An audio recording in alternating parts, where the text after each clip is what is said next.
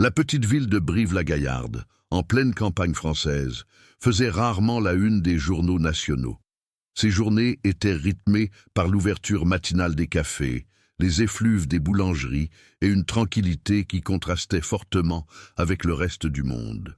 Tout semblait prévisible, rassurant, répétitif à l'excès, et c'était précisément ce qui poussait les adolescents de la région à saisir le moindre prétexte pour rompre la routine. La nuit d'Halloween, le vieux manoir Feuillarde offrait le cadre idéal. Abandonné depuis des décennies, entouré de vignes desséchées et d'un jardin repris par la nature, il servait souvent de point de ralliement à des groupes en quête de sensations fortes.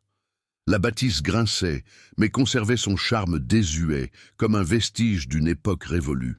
C'est là que 4 adolescents, Camille, Mathieu, Léo et Élise, avaient décidé d'organiser une fête qui allait bouleverser le destin de la ville. Le protagoniste de l'histoire était l'inspecteur Antoine Morel, un homme réputé pour sa précision quasi obsessionnelle dans chacune de ses enquêtes. Sa réputation s'était forgée au fil de 20 ans de travail, alliant un sang-froid analytique à une capacité hors du commun à percevoir des détails que d'autres négligeaient.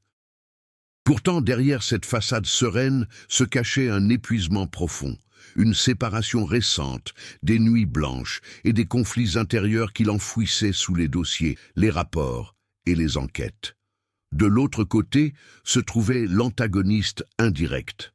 Non pas une personne, mais ce sentiment collectif d'insouciance qui planait sur la ville, cette confiance naïve que chacun affichait, cette conviction que, ici, il ne se passe jamais rien. C'est cet excès de confiance qui a facilité la disparition des 4 adolescents, sans que personne ne remarque les indices qui, avec le recul, étaient pourtant omniprésents. La fête a commencé vers 22 heures. Pas d'invitations officielles, juste des messages rapides, des photos, des rumeurs. Les jeunes de la ville sont arrivés petit à petit, déguisés, surexcités, avec des cartons de boissons, des lampes de poche et des enceintes. Camille, toujours extravertie, avait tout organisé. Elle essayait de garder ses amis près d'elle, comme si elle craignait de les voir s'éloigner peu à peu, et c'était peut-être le cas. Mathieu, son petit ami, vivait dans l'ombre de problèmes familiaux. Léo était l'impulsif du groupe, toujours prêt à repousser les limites. Élise, la plus réservée, trouvait dans la fête un répit silencieux à ses angoisses grandissantes. Aux premières heures du jour, des photos furent publiées, la musique résonna dans le vieux manoir et la nuit se déroula sans le moindre signe de danger. Cependant, vers 3 heures du matin, des jeunes ayant quitté la fête rapportèrent un événement étrange. Les 4 individus s'étaient éloignés de la foule, se dirigeant vers le fond de la propriété. Certains dirent avoir aperçu une lumière se déplacer entre les arbres, d'autres affirmèrent avoir entendu une porte claquer malgré l'absence de vent. Mais personne n'y prêta vraiment attention. Après tout, c'était Halloween. La frontière entre plaisanterie et réalité était devenue encore plus floue. Au matin, les adolescents n'étant toujours pas rentrés, les heures s'éternisèrent.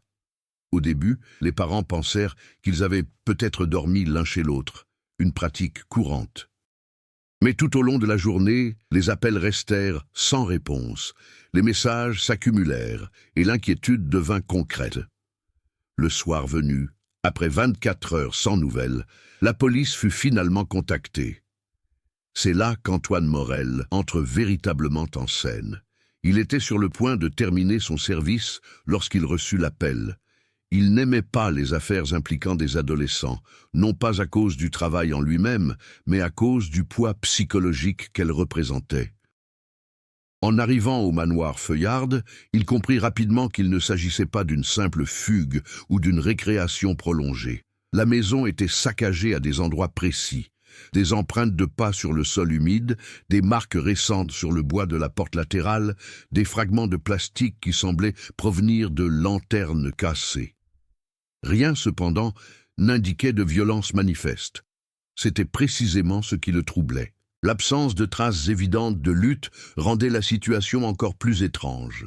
C'était comme si les quatre avaient été enlevés de là, avec une précision chirurgicale. Morel observa les environs avec une attention accrue.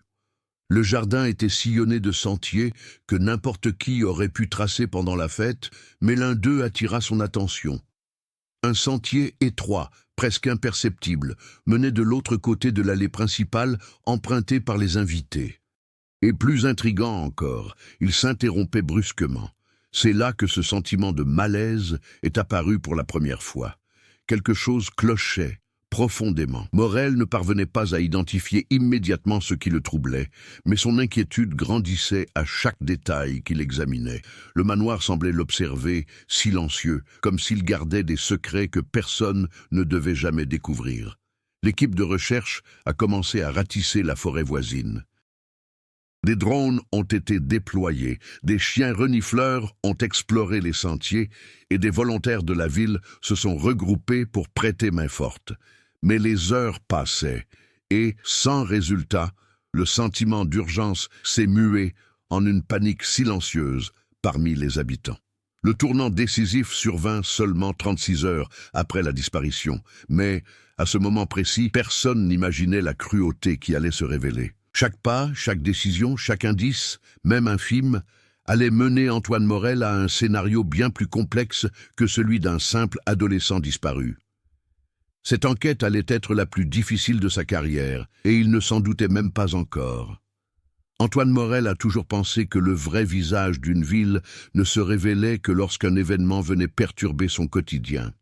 Brive-la-Gaillarde, avec ses rues pavées, ses ruelles étroites et ses façades anciennes soigneusement préservées, semblait immuable. Mais à mesure que la nouvelle de la disparition se répandait, l'atmosphère paisible du lieu commença à se fissurer. Les cafés, jadis si animés, étaient silencieux, leurs tables vides et les regards inquiets. La disparition des 4 adolescents avait profondément marqué la communauté, révélant des tensions longtemps restées enfouies. Morel savait que pour faire progresser l'enquête, il lui faudrait comprendre qui étaient ces jeunes, au-delà de ce qu'ils laissaient paraître sur les réseaux sociaux. Il rendit visite aux familles aux premières heures du 2e jour. Chaque maison révélait des fragments distincts de la vie des disparus, offrant à l'inspecteur de petites pièces d'un puzzle plus vaste. La famille de Camille vivait dans un élégant appartement près du centre historique. Sa mère, femme d'affaires méticuleuse, tenait la maison impeccable, mais ses yeux trahissaient la panique à peine dissimulée de quelqu'un qui commençait à perdre ses forces. Parmi les étagères, Morel remarqua de vieilles photos de la jeune femme. Concours de danse, fêtes scolaires, voyages. Camille semblait être le pilier émotionnel du groupe, celle qui était toujours là pour rassembler tout le monde. Une qualité qui, à présent, prenait une tournure ironique et amère.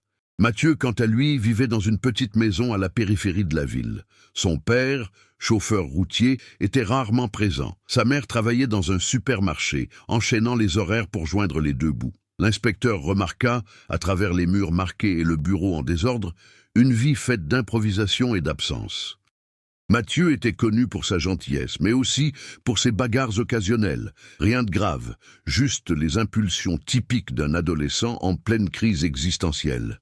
Pourtant, Morel sentait qu'il y avait plus. Dans le regard toujours fuyant de sa mère, il y avait quelque chose qui laissait deviner un fardeau qu'elle préférait dissimuler. Léo venait d'un milieu complètement différent. Sa famille possédait un domaine viticole traditionnel aux abords de Brive, un héritage transmis de génération en génération. Son père était strict, fier et un fervent défenseur des traditions françaises. Morel avait perçu un certain ressentiment dans ses paroles, peut-être parce que son fils ne manifestait aucun intérêt pour l'entreprise familiale. Léo était rebelle, querelleur et avait un casier judiciaire chargé de petits délits, intrusions, graffitis, bagarres de bar.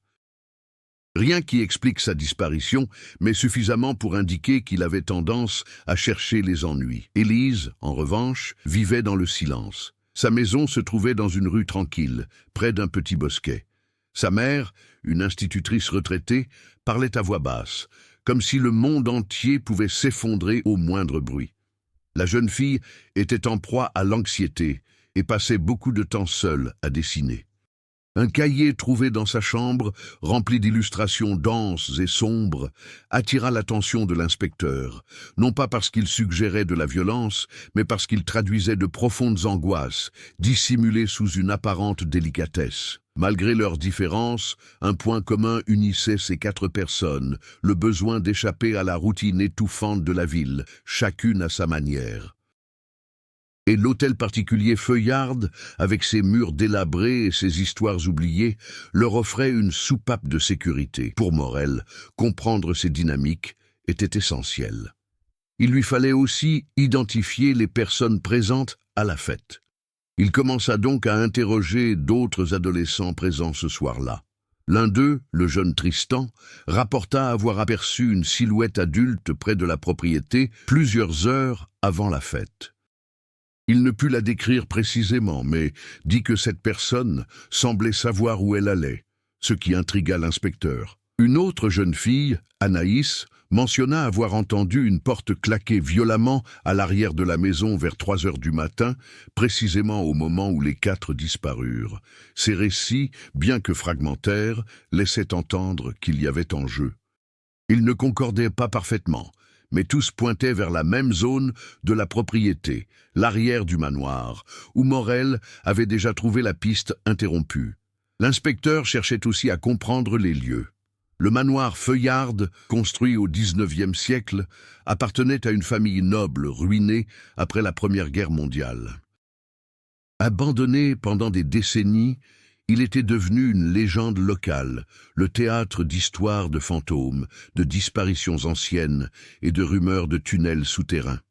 La plupart de ces histoires n'étaient que superstitions, mais Morel savait que les rumeurs naissaient de faits déformés et dissimulaient parfois des vérités gênantes. En approfondissant le contexte historique et social, Morel remarqua une constante. Les 4 jeunes gens se retrouvaient fréquemment au manoir dans les semaines précédant leur disparition, toujours tard dans la nuit. Quelque chose les y attirait, quelque chose que personne d'autre ne savait vraiment de quoi il s'agissait. Ces découvertes ont commencé à tisser une toile complexe, pleine de motivations cachées et de relations interdépendantes. Morel pressentait que cette disparition n'était pas accidentelle. C'était un acte prémédité, et quelqu'un connaissait parfaitement les faiblesses et les désirs de ces jeunes gens. Au fil de l'enquête, Morel comprit que le calme apparent de l'affaire dissimulait une agitation croissante. Il examina les photos du lieu de la fête, envoyées par les adolescents eux-mêmes avant leur disparition. Sur certaines images, il remarqua de petits détails que les jeunes n'avaient jamais vus. Des ombres décalées, des reflets incomplets, une étrange configuration de lumière en arrière-plan, comme si quelqu'un se tenait derrière la végétation dense, observant tout. Mais rien n'était concluant, seulement des indices qui alimentaient les soupçons. Dans le poste de police improvisé installé au centre communautaire, où toutes les recherches étaient concentrées, Morel et son équipe ont recueilli des témoignages, vérifié les itinéraires possibles et recoupé les données de téléphonie mobile. La technologie moderne facilitait le suivi des déplacements, mais les données des 4 jeunes présentaient un élément inhabituel. Vers 3 heures du matin, heure approximative de leur disparition, tous les signaux GPS ont disparu simultanément. Il ne s'agissait pas d'une simple perte de connexion, mais d'une interruption totale, comme si les appareils avaient été éteints ou détruits en même temps. Cette synchronicité troubla l'inspecteur. Il était impossible que 4 adolescents, en temps normal, prennent la même décision au même instant. Quelque chose où quelqu'un était intervenu directement. Puis, un premier indice concret est apparu. Un drone survolant les environs du manoir a repéré un sentier secondaire qui ne figurait pas sur les cartes récentes. La végétation l'avait recouvert, mais des empreintes fraîches indiquaient une présence récente. Ce sentier menait à une zone plus isolée, connue des anciens habitants sous le nom de « l'ombre du moulin ». Ce n'était pas un surnom romantique, mais un avertissement. Le moulin, abandonné depuis les années 1970, était considéré comme dangereux en raison de sa structure instable. Il était interdit aux enfants de s'en approcher, et la plupart respectaient cette règle. Mais Morel savait que les jeunes en quête d'adrénaline obéissait rarement aux restrictions. En arrivant sur les lieux, il a immédiatement remarqué les indices. Des bouteilles cassées, des traces de pneus de vélo, des restes de feux de camp. Apparemment, plusieurs adolescents fréquentaient l'endroit. Cependant, ce jour-là, les traces étaient trop récentes. Quelqu'un était passé par là quelques heures seulement avant l'arrivée de l'équipe. Morel examina l'intérieur du moulin. Le bois pourri craquait sous chaque pas. Une odeur de poussière et de moisissure se mêlait à un sentiment d'abandon total. Malgré cela, il découvrit quelque chose d'important. Une corde attachée à l'un des piliers intérieurs et des marques circulaires sur le sol, comme si des tonneaux ou des caisses y avaient été récemment traînés. Il n'y avait aucun lien évident avec les adolescents, mais l'intuition de l'inspecteur le poussait à poursuivre ses recherches. Il était certain que les traces du groupe menaient à cet endroit. L'équipe est retournée au commissariat avec des échantillons et des photographies. L'analyse de ces éléments a permis de recueillir de nouveaux éléments. Un agriculteur vivant aux abords de Brive a signalé avoir entendu des bruits inhabituels près d'un vieux hangar sur sa propriété aux premières heures suivant la disparition. Des bruits métalliques, des pas précipités et, selon lui, une voix d'homme qui semblait donner des instructions à quelqu'un. Ce rapport a alerté Morel. Avec 2 agents, il s'est immédiatement rendu à la grange. Le fermier, un homme âgé, tremblait légèrement en indiquant le chemin. Ce n'était pas la peur de la police, mais celle de ce qu'il pourrait y découvrir. L'entrepôt était dans un état précaire, avec des planches qui se détachaient et des fenêtres brisées. L'intérieur, cependant, racontait une toute autre histoire. On y trouvait des signes évidents d'une activité récente, des traces de pneus de quad, des restes d'emballages alimentaires et, plus inquiétantes encore, des morceaux de ruban adhésif au sol. Pas n'importe quel ruban, un ruban adhésif industriel, rare dans la région. En l'examinant de plus près, Morel découvrit un morceau auquel étaient attachés des fils de tissu. L'un des agents, en comparant la texture, pensa qu'il s'agissait d'un morceau de tissu provenant de vêtements de sport, courants chez les adolescents. De nouveaux éléments de preuve, de plus en plus convaincants, indiquent un enlèvement soigneusement planifié. La tension montait. Morel devait désormais faire face à la pression des médias qui commençaient à envahir la ville et à l'angoisse grandissante des familles. Il savait cependant qu'il devait rester concentré.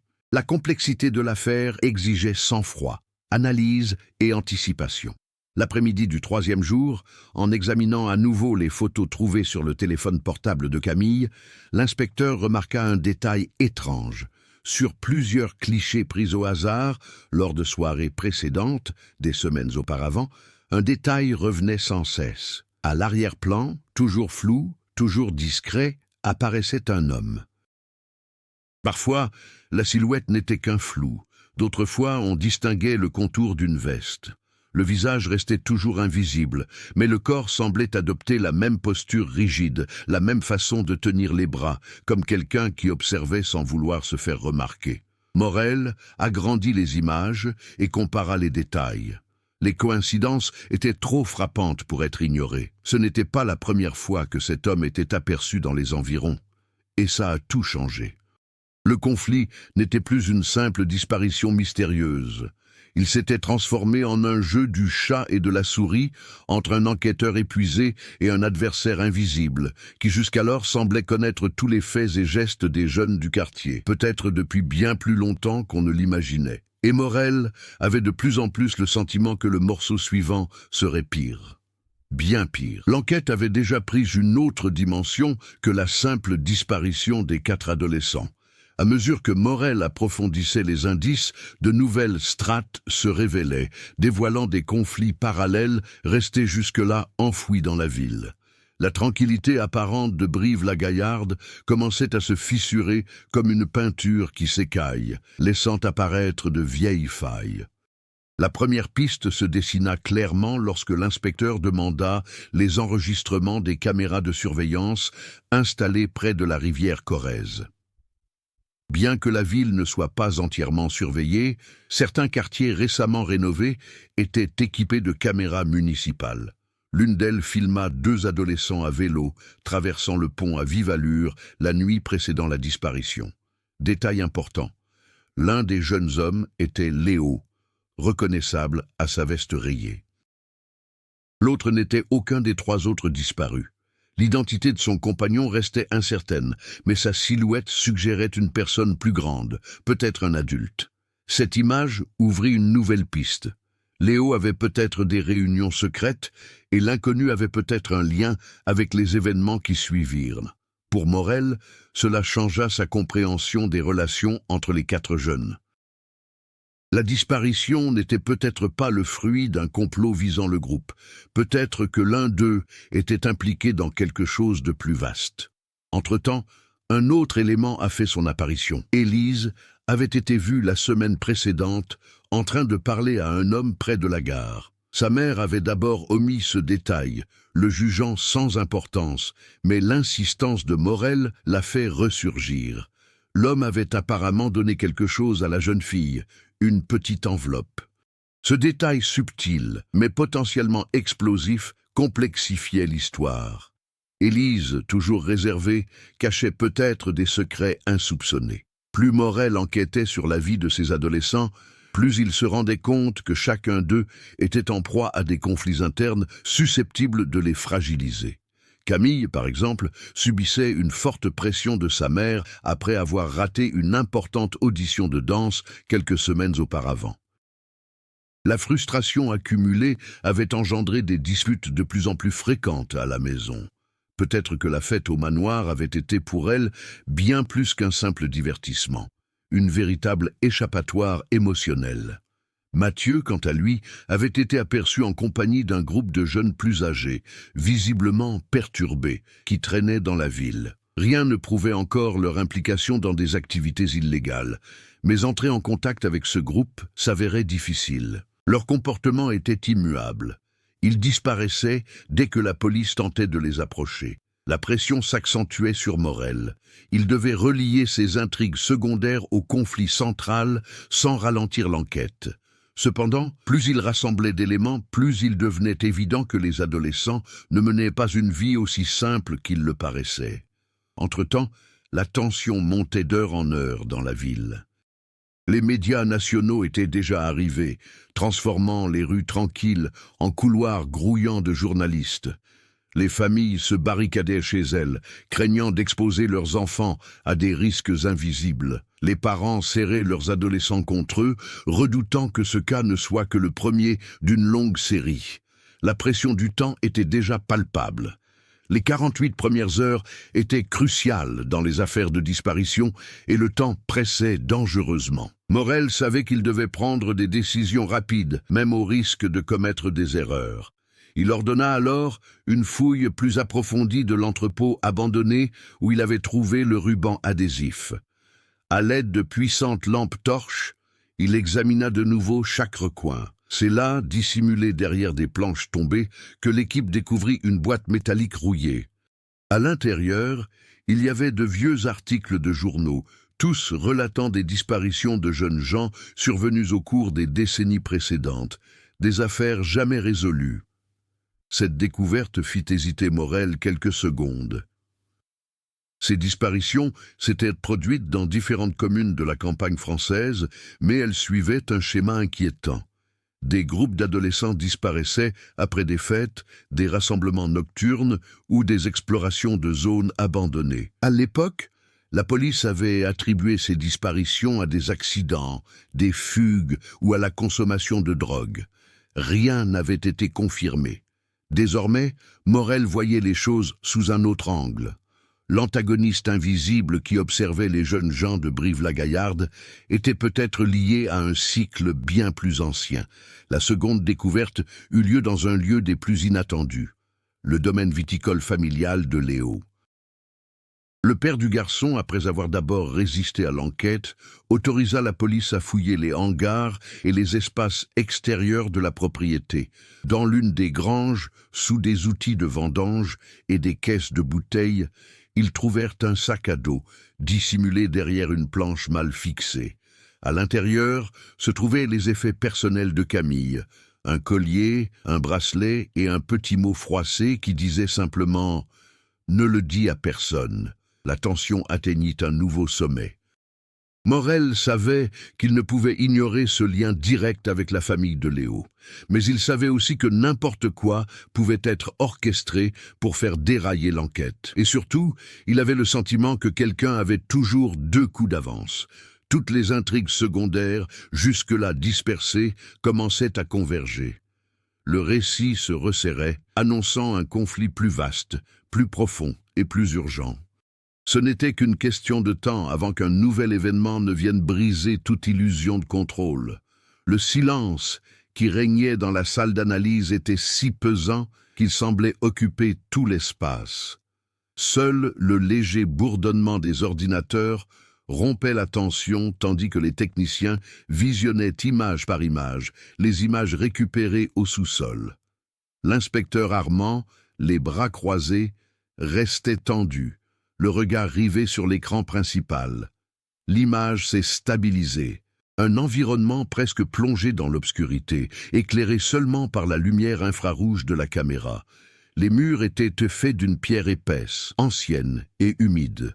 Au centre, 5 silhouettes assises, immobiles, comme endormies.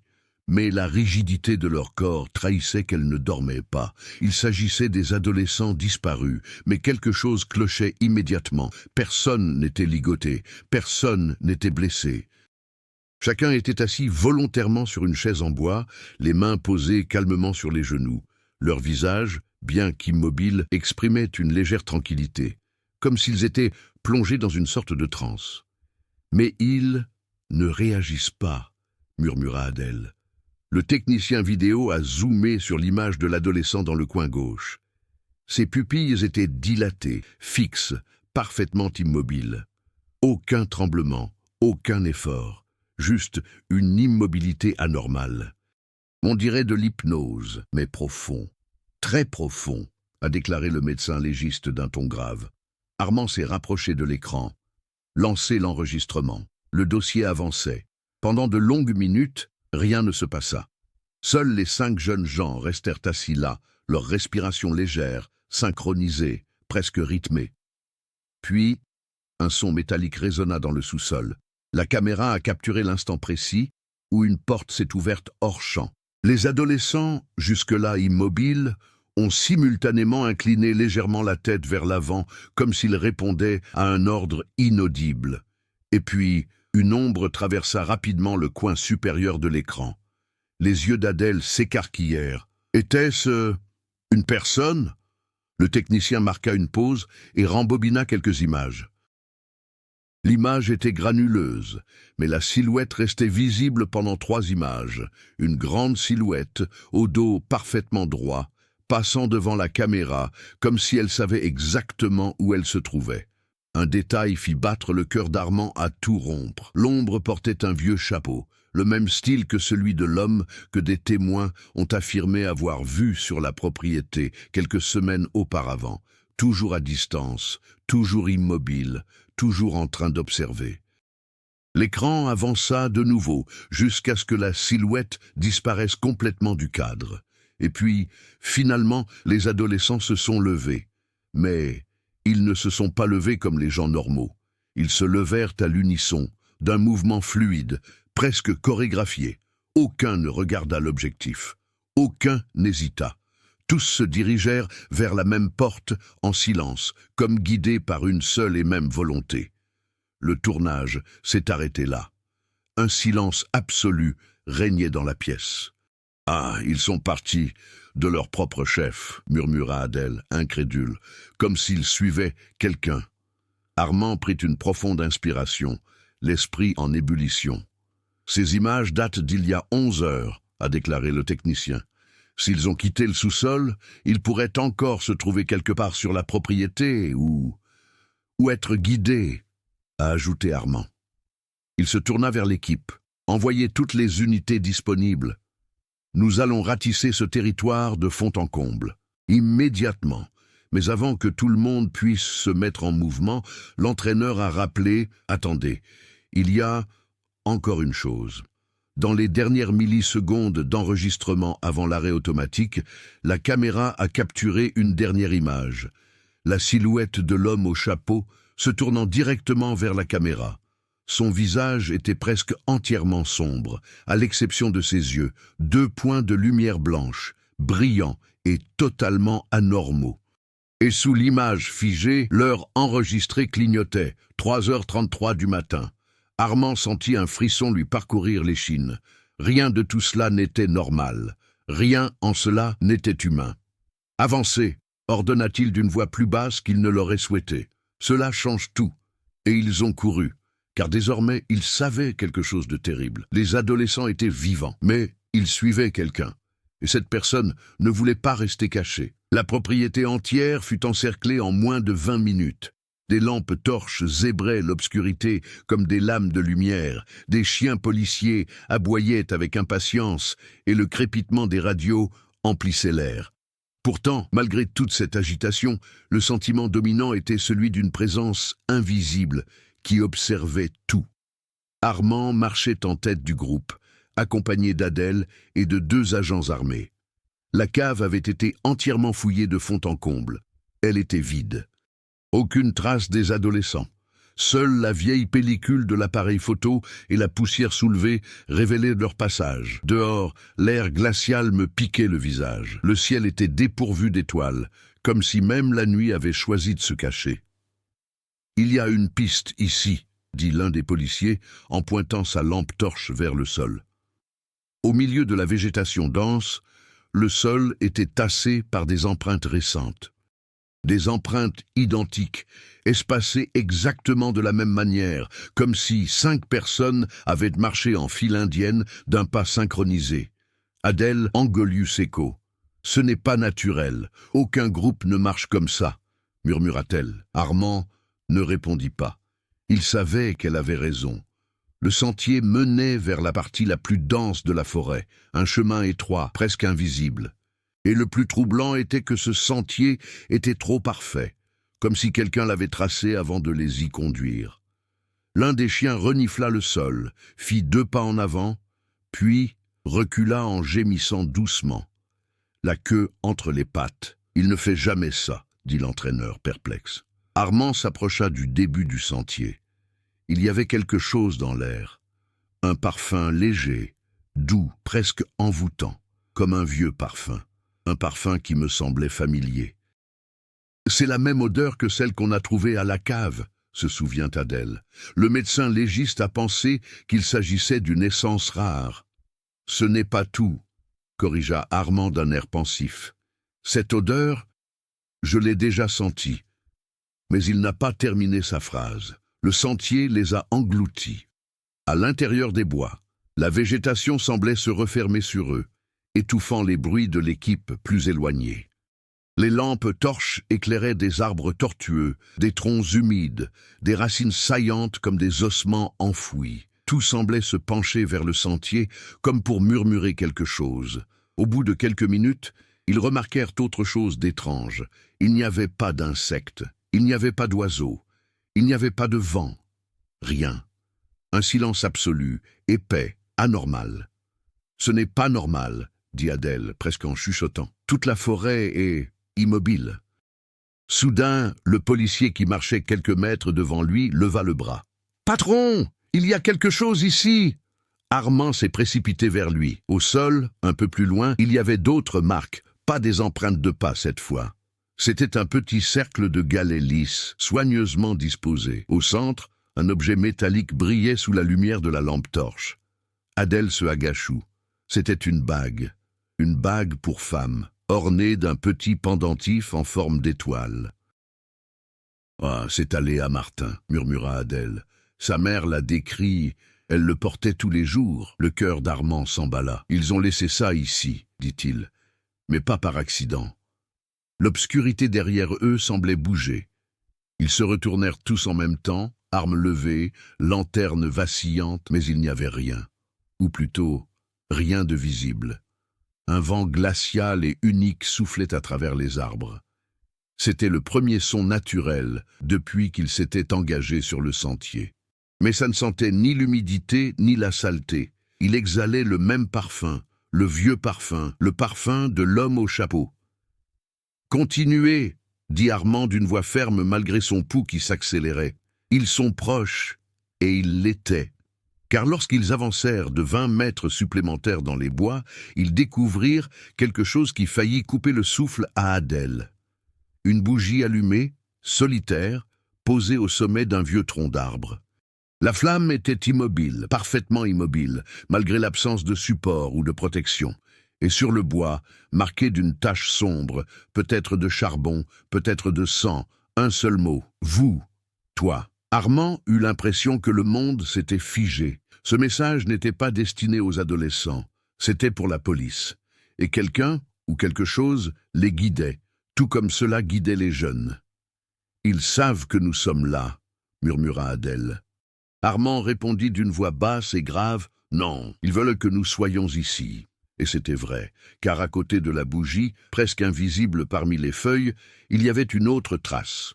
Cette fois, pas avec des pas synchronisés, mais c'est long, comme si quelque chose ou quelqu'un avait été entraîné dans les bois. Et la route menait droit au cœur de la forêt, là où la lumière des lanternes semblait hésiter à atteindre. Le sentier menait à une partie de la forêt qui ne figurait sur aucune carte de la région. Armand avait étudié cette zone d'innombrables fois. Aucun bâtiment, aucune ruine, pas même une clairière n'y était répertoriée. Juste une forêt dense.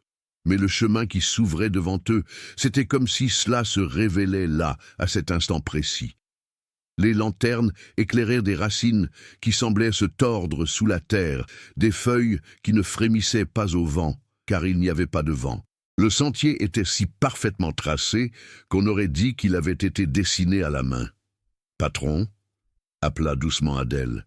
« Je n'aime pas ce qui nous guide. » Armand n'aimait pas ça non plus, mais il n'y avait plus de retour en arrière. Ils continuèrent d'avancer jusqu'à ce que soudain la végétation s'écarte. Une clairière apparut devant eux, vaste et circulaire, entourée d'arbres bien plus vieux que le reste de la forêt.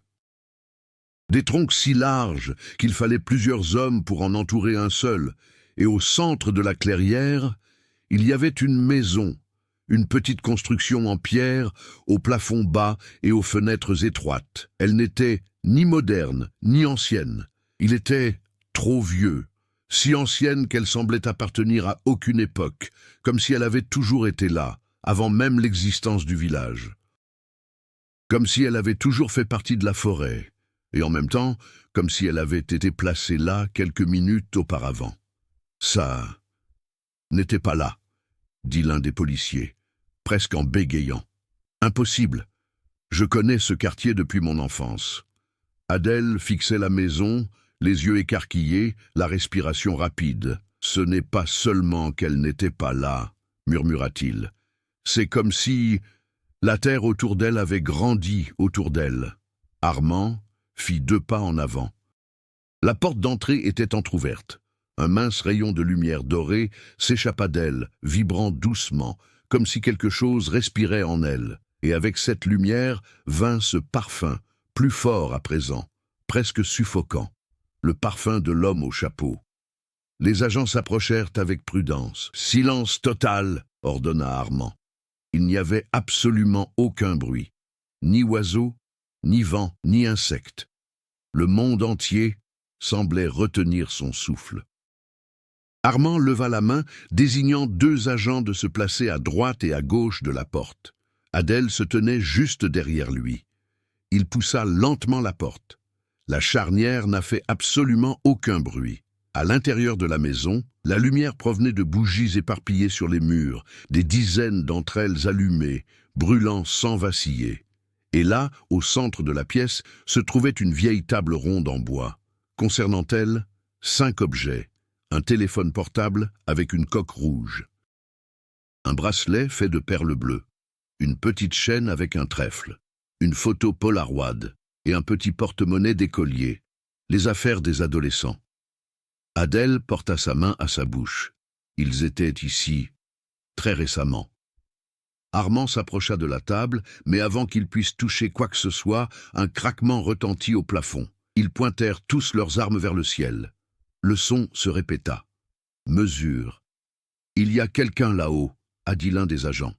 Mais ce qui rendait l'air pesant, ce n'était pas le bruit, c'était le rythme. Les pas étaient lents, traînants, et parfaitement rythmée.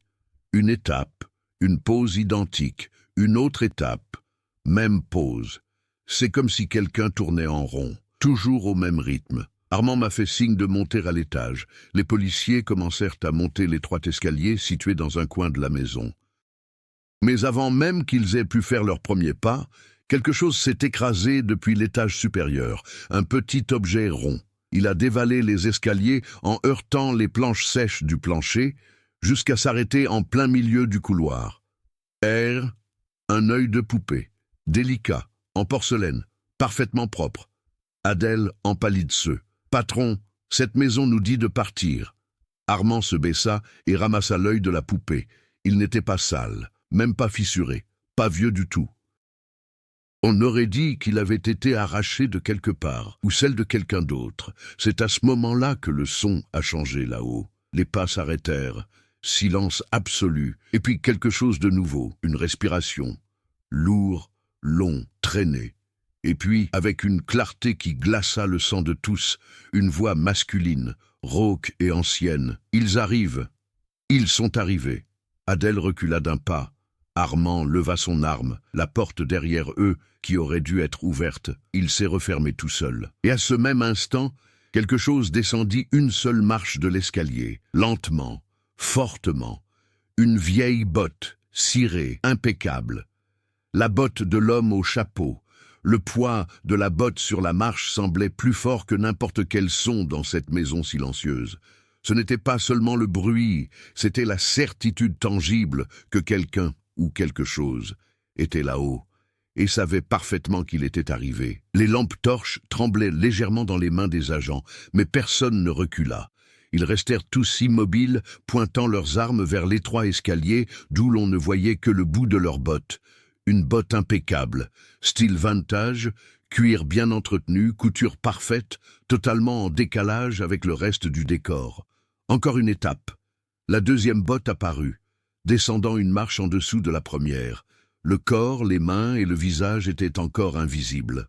Seules les bottes et le craquement incessant du vieux bois sous le poids de quelqu'un qui ne se pressait pas, n'hésitait pas, n'avait pas peur. C'était la démarche de quelqu'un qui savait pertinemment qu'on le trouverait là. Armand prit une profonde inspiration, le doigt sur la détente.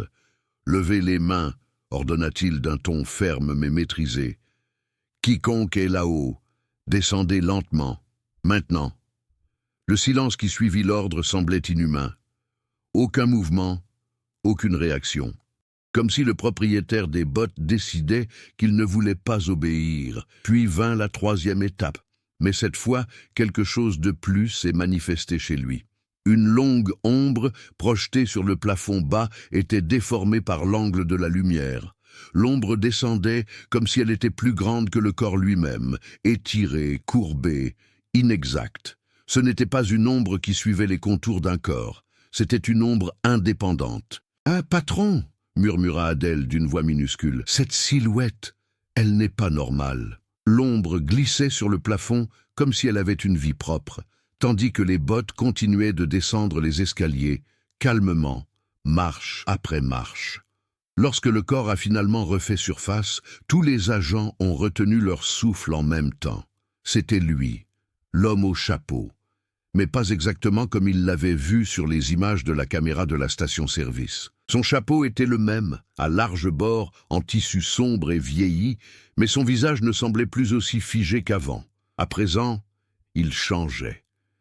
Comme si chaque seconde apportait une nouvelle expression. Ses yeux, cependant, restaient toujours trop ombragés pour qu'on puisse distinguer le moindre détail. L'homme monta la dernière marche de l'échelle et s'arrêta devant eux.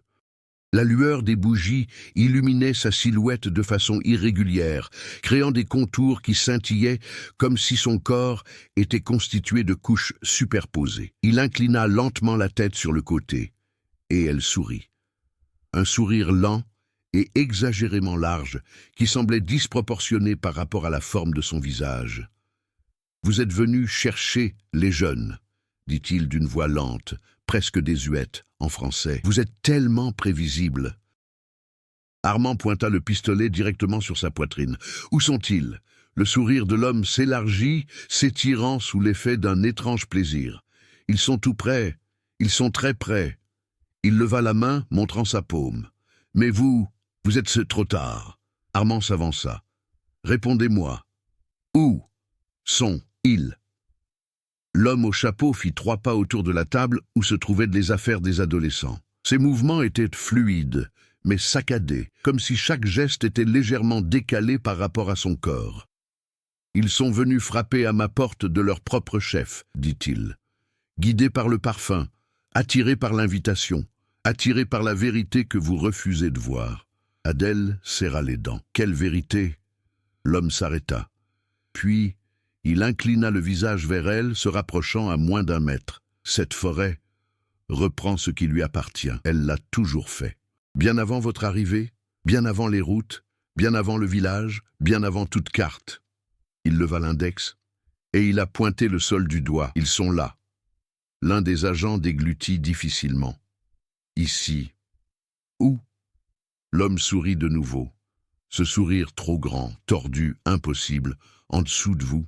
C'est à ce moment précis que le sol trembla, légèrement au début, presque imperceptible, puis plus fort, et puis comme si quelque chose bougeait sous la maison.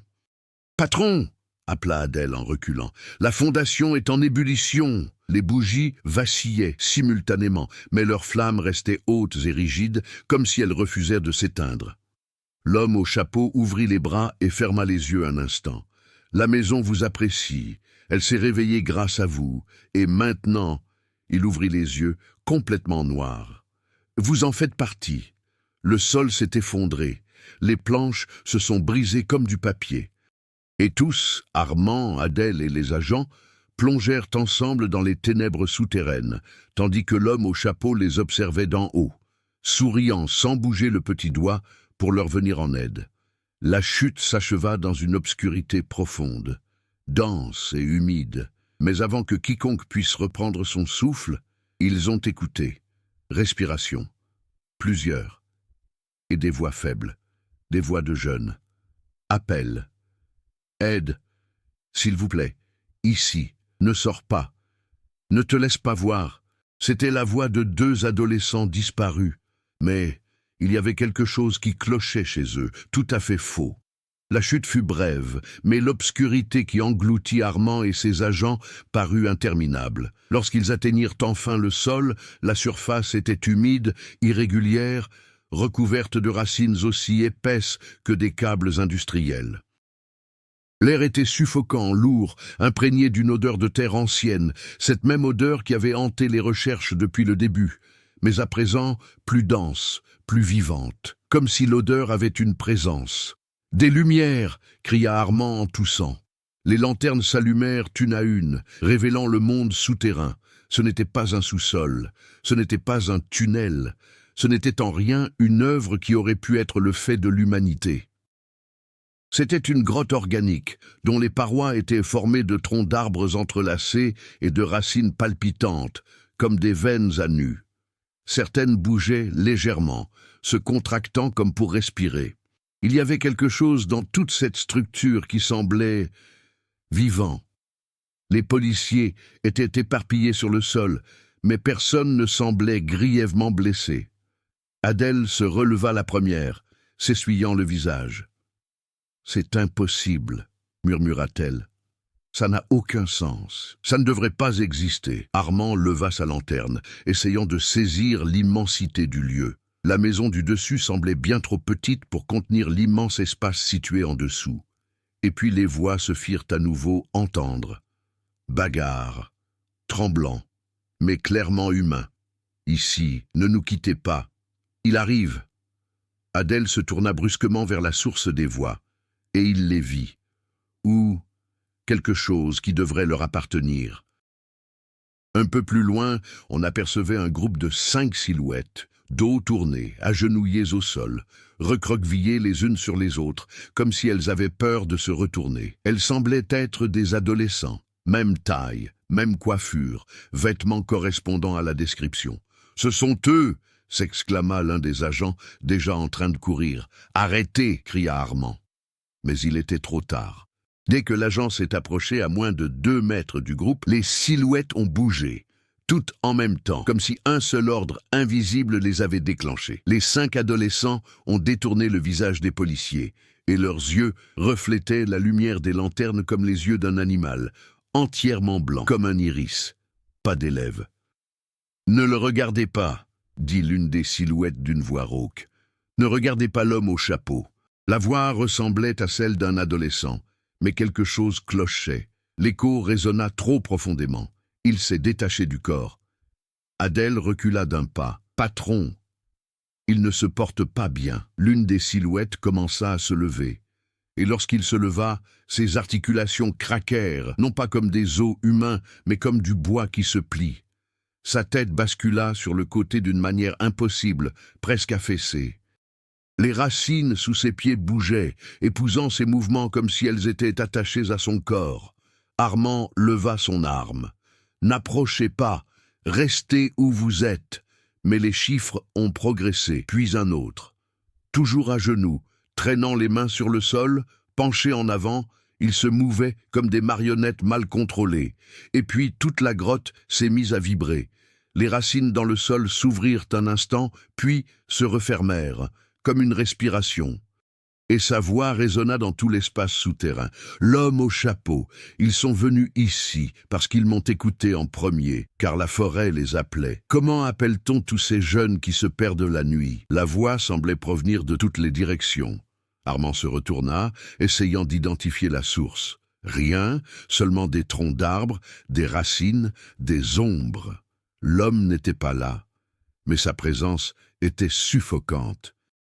Les 5 silhouettes se tournèrent complètement vers le groupe. De loin, leurs visages paraissaient normaux, mais il y avait quelque chose qui clochait dans leur forme, dans la façon dont ils étaient tenus.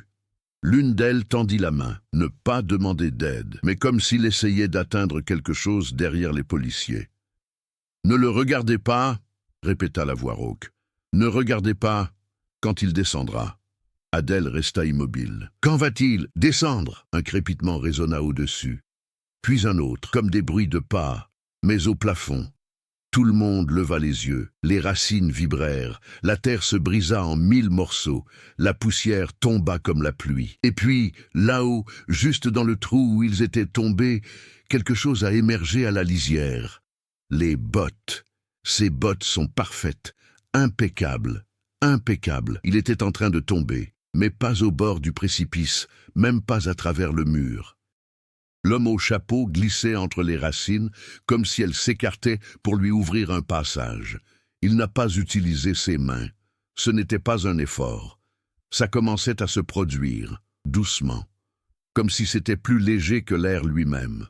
Les silhouettes à l'arrière-plan se sont toutes agenouillées en même temps, dans un silence absolu.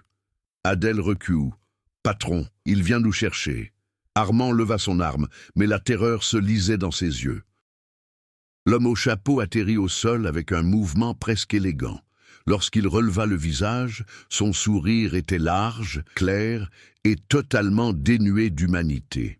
« Maintenant que vous êtes arrivés, dit-il, la maison veut faire un choix. » Il inclina la tête. « L'un de vous reste, les autres peuvent partir. » Les racines commencèrent à bouger dans le sol, ondulant comme des serpents vivants autour des jambes des agents. Adèle a saisi le bras d'Armand. « Il fait un choix, patron. » La maison choisit quelqu'un. Les racines ont poussé plus haut. Ils se sont serrés l'un contre l'autre. La forêt respirait. Et la question que personne ne voulait entendre résonna. Qui héritera de la maison ? Les racines grimpaient le long des chevilles des officiers comme des serpents silencieux, se resserrant avec une force qui ne semblait pas venir de la terre, mais d'une entité vivante, intelligente, ancestrale. Chaque officier luttait pour garder l'équilibre, respirant rapidement, les yeux écarquillés, à l'écoute du crépitement sec des fibres végétales qui s'entremêlaient. Armand ne quittait pas des yeux l'homme au chapeau. « Libérez-les tous !» ordonna-t-il, même s'il savait qu'il parlait à quelque chose qui n'obéissait pas aux règles du monde réel. L'homme se contenta de sourire, un sourire lent et long qui s'étendait bien au-delà des limites naturelles de sa bouche. « La maison fait ses propres choix, répondit-il. Elle l'a toujours fait, depuis la première disparition, depuis que le premier jeune a été entraîné dans les ténèbres. Adèle essaya de démêler l'enchevêtrement de racines autour de sa jambe, mais plus elle tirait, plus les fibres se resserraient comme des muscles vivants.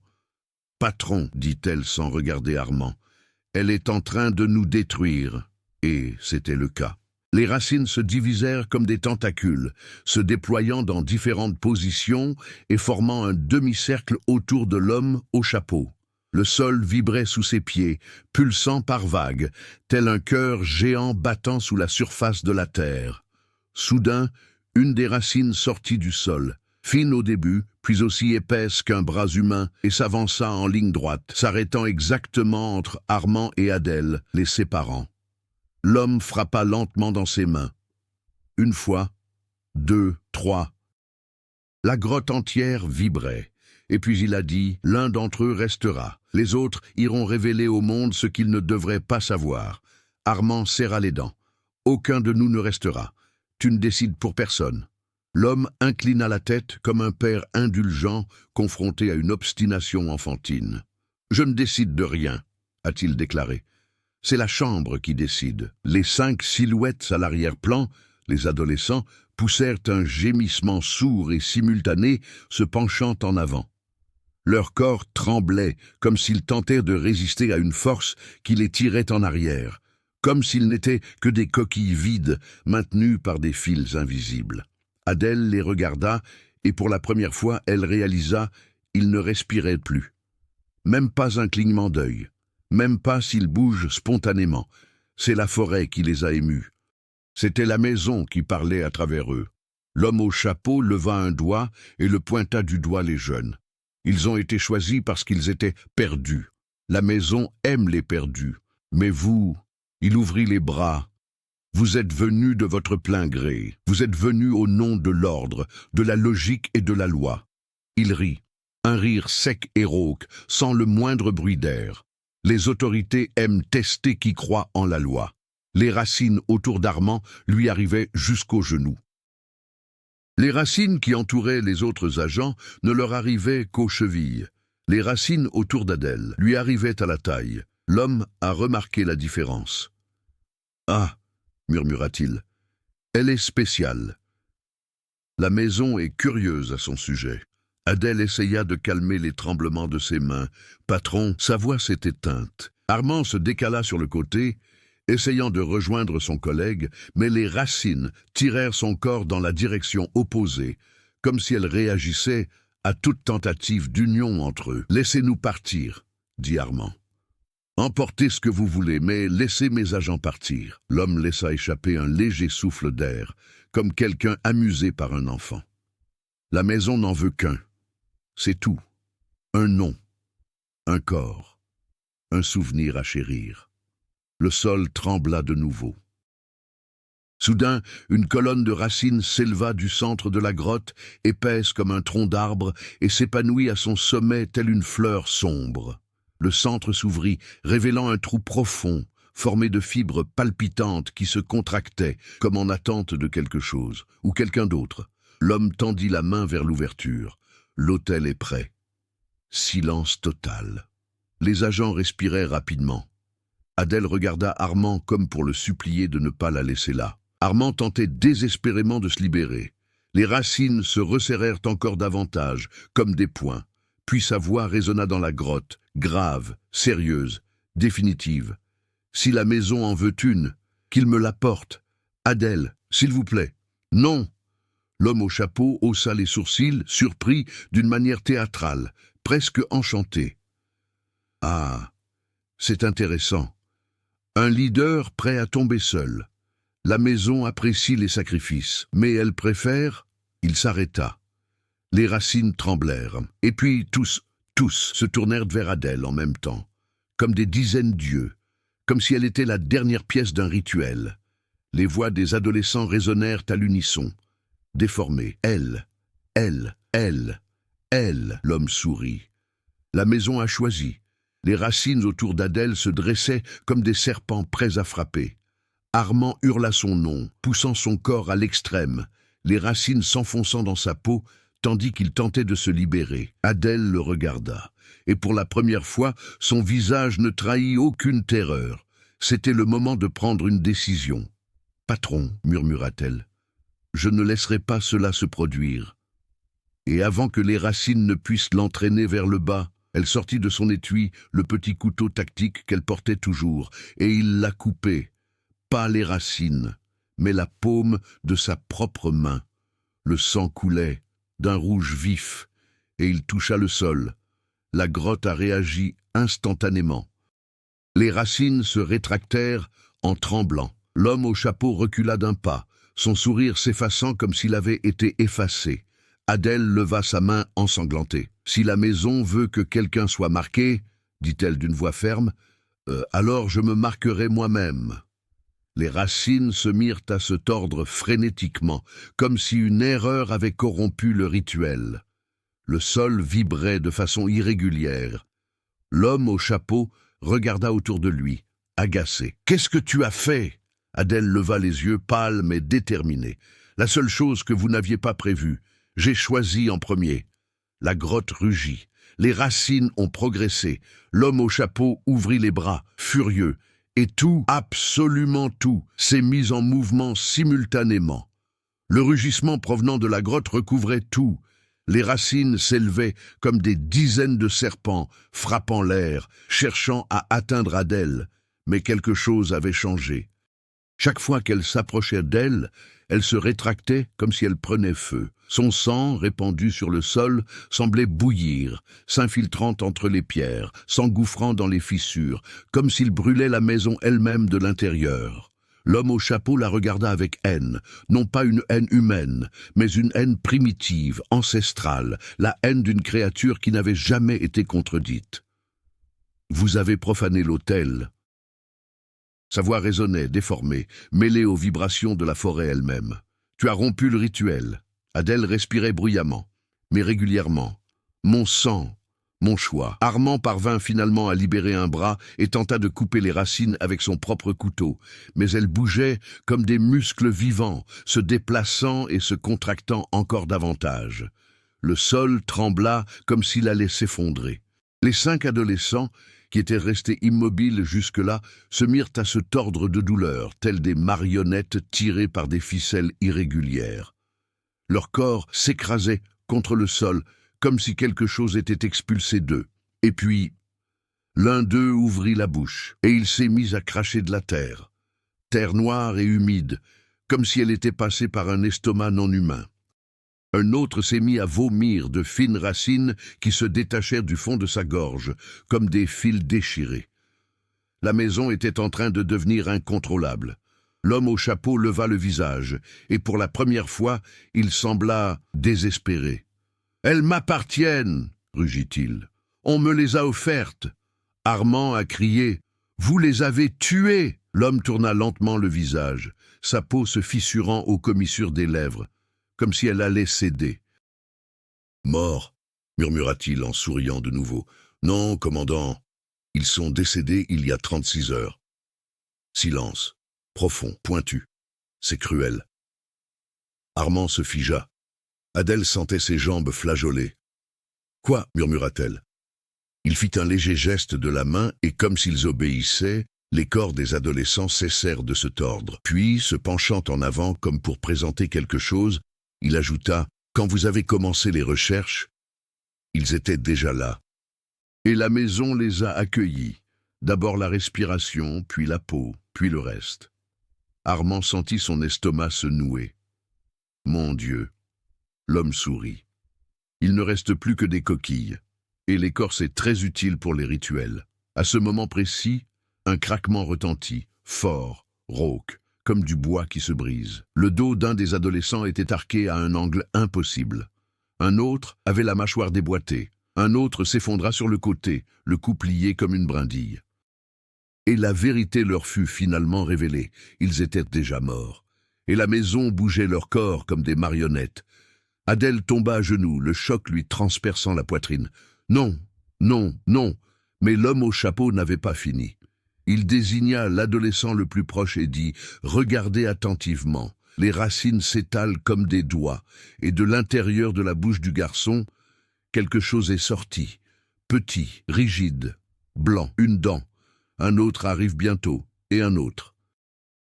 Et puis, avec un son humide et maladif, la peau de mon visage a commencé à se détacher, comme un masque.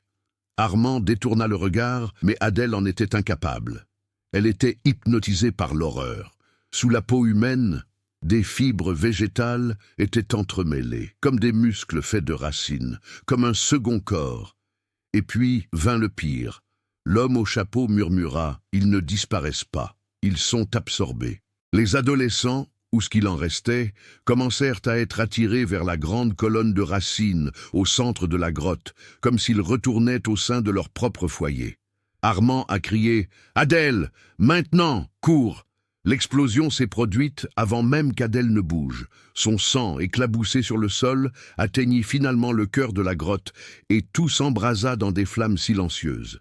Ce n'étaient pas des flammes de feu, mais des flammes blanches, comme une lumière qui déforme l'air. La maison hurlait, les racines les ont toutes détachées d'un coup. Armand tomba au sol, les autres agents aussi. L'homme au chapeau se tenait le visage entre ses mains, comme s'il fondait. « Le sceau !» il hurlait. « Tu as brisé le sceau !» La lumière se répandait à travers chaque fibre de la forêt souterraine, brûlant non pas de chaleur, mais de négation, comme si elle anéantissait l'existence même de la maison. Adèle se leva en titubant. Armand courut vers elle. « Allons-y, maintenant !» Les deux jeunes coururent vers le tunnel dans lequel ils étaient entrés, tandis que derrière eux, tout s'effondrait. Les racines se brisaient, les corps des adolescents s'écroulaient, finalement comme des poupées brisées, la terre tremblait comme un animal blessé jusqu'à son dernier souffle. Et, au centre de tout cela, l'homme au chapeau a disparu, littéralement. Sa silhouette se dissolvait en fragments comme des feuilles mortes emportées par un vent inexistant. Et sa dernière phrase résonna dans la grotte qui s'effondrait. La maison n'oublie jamais ses élus. Adèle, l'explosion finale les a projetés hors de l'entrée de la grotte. Et puis, le silence, ombres immobiles de la forêt, l'odeur de terre brûlée et le poids insoutenable de la vérité. Les adolescents n'ont jamais eu leur chance. Et maintenant, la maison avait un nouveau nom à poursuivre. Adèle. L'enquête officielle a duré des semaines. Des experts ont fouillé le site de la grotte, mais n'ont trouvé que des traces impossibles à répertorier, des racines brûlées de l'intérieur, des restes de fibres n'appartenant à aucune espèce botanique connue et des particules de sol qui semblaient carbonisées par la lumière et non par la chaleur. Les 5 adolescents ont été déclarés morts. Les familles ont reçu ce qui restait, des fragments. Rien de plus. La presse française appellerait cela l'affaire la plus étrange du siècle. Mais aucun journaliste n'a eu accès à ce qui s'est réellement passé. Adèle a été mise à l'écart indéfiniment. Cauchemar, crise de panique et surtout le sentiment d'être observé. Le psychiatre a attribué cela à un traumatisme. Armand a tenté de la convaincre d'accepter la protection de la police. Elle a refusé. J'essayais de tourner la page. J'essayais. Mais 3 semaines après l'incident, quelque chose a commencé. D'abord vinrent les miroirs. À chaque fois qu'elle passait, il y avait un délai imperceptible dans ses réflexes. Presque rien, des millisecondes. Puis vinrent les bruits. De légers craquements se font entendre derrière les murs, comme des racines qui poussent là où elles ne devraient pas être. Et puis, la nuit du billet. Adèle est rentrée chez elle à minuit. J'étais épuisé. Elle a jeté son sac sur le canapé. Il alluma la lumière de la cuisine et il trouva sur la table un morceau de papier brun, parfaitement plié. Aucun signe d'effraction n'a été constaté. Aucune fenêtre ouverte. Aucune empreinte. Rien. Elle ouvrit le billet d'une main tremblante. À l'intérieur, il n'y avait qu'une seule phrase, écrite au fusain. « Les choix ont un prix ».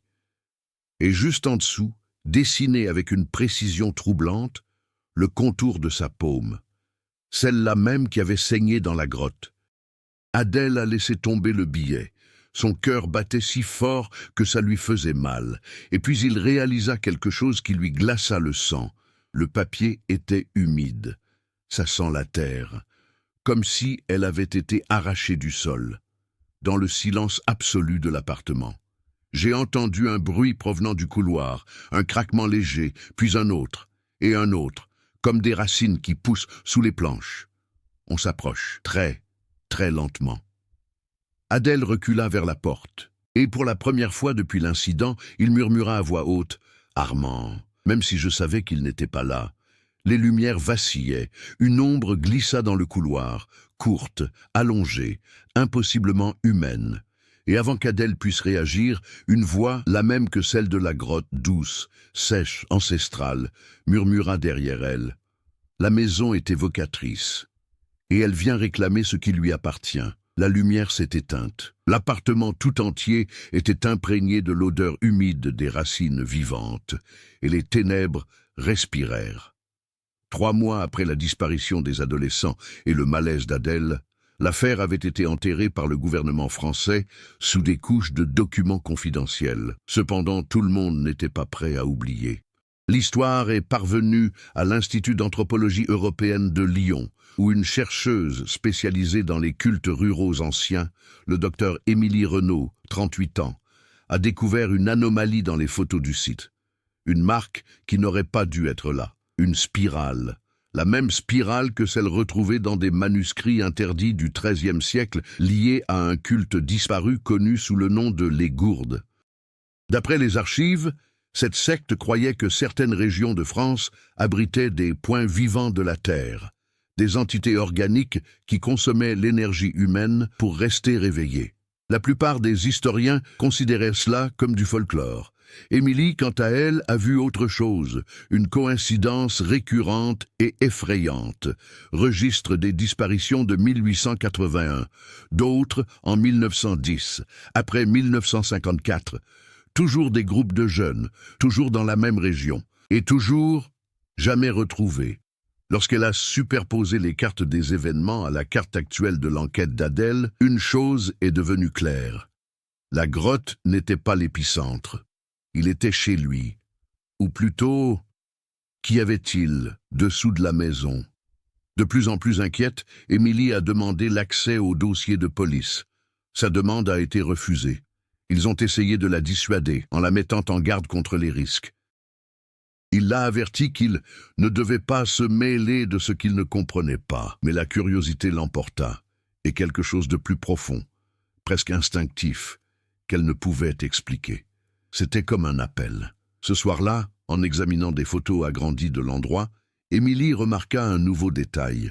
Parmi les branches brisées de la grotte se trouvaient des fibres extrêmement fines, comme des racines humaines, mais avec une structure cellulaire double. Une combinaison impossible. Son téléphone a vibré. Message inconnu. Aucun texte. Une seule image. Le contour d'une spirale, avec au centre un cercle de terre humide, et en bas une phrase. Elle a fait le mauvais choix. Le deuxième choix vous appartiendra. Émilie s'est figée. Personne en dehors de l'équipe ne devrait connaître ce symbole. L'appartement était calme, jusqu'à ce que ça ne le soit plus. Un bruit étouffé provenait de la cuisine. Un mouvement de traînement lent, comme si l'on tirait quelque chose de lourd sur le sol. Émilie se leva, chaque pas calculé, les mains tremblantes. Avant qu'il puisse allumer la lumière, la porte du réfrigérateur s'ouvrit toute seule en émettant un grincement métallique. À l'intérieur, parmi les emballages alimentaires, il y avait une enveloppe en papier brun, le même type que celui trouvé dans l'appartement d'Adèle. Elle l'ouvrit, le cœur battant la chamade. À l'intérieur, il n'y avait qu'un petit morceau de racine sèche, et une phrase écrite au fusain. Celui qui dormait s'est réveillé. Ce qui s'est éveillé marche. Les lumières de l'appartement ont clignoté 3 fois. Les tuyaux se mirent à vibrer, et le sol sous ses pieds respirait. Une expansion légère, presque imperceptible, mais organique. Émilie recule. Je savais que ce n'était pas un avertissement, c'était une convocation. Respirant rapidement, elle prit son téléphone portable, ouvrit le dossier des enquêtes et murmura pour elle-même. « Adèle, qu'as-tu libéré ?» Du fond du couloir obscur, une voix douce, féminine, ancienne, familière, répondit « Ce n'était pas elle. C'était la terre. Et maintenant, docteur, elle t'a choisi. Les ténèbres avançaient comme une vague vivante, et le monde d'Émilie s'estompa.